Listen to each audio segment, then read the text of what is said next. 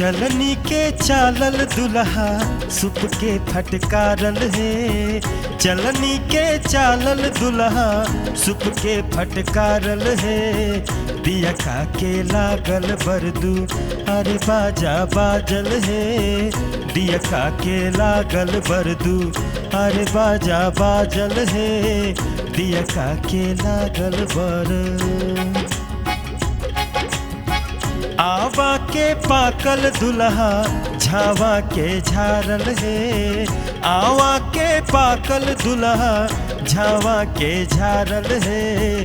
कल छुल के दागल बक लुलपुर के भागल है।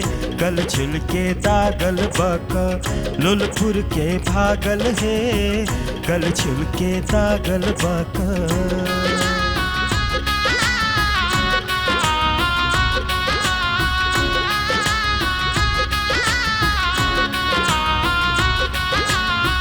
सास के अखिया में अन्हरिया बछावल है। सास के अखिया में अन्हरिया बछावल है। आई के देखा बर के पान चभुलावल है। आई के देखा बर के पान चभुलावल है। आई के देखा बर के आम लेखा पाकल दुल्हा गाँव के निकालल है। आम लेखा पाकल दुल्हा गाँव के निकालल है। ऐसन बकलोल बरचा टक देव के भावल है। ऐसन बकलोल बरचा टक देव के भावल है। ऐसन बकलोल बर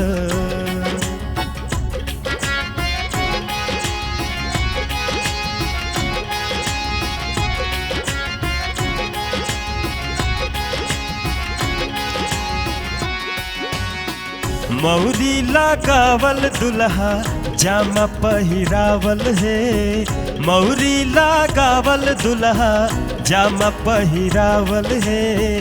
कहत भिखारी हवन राम के बनावल है। कहत भिखारी हवन राम के बनावल है।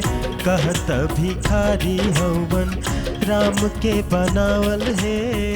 कहत भिखारी हवन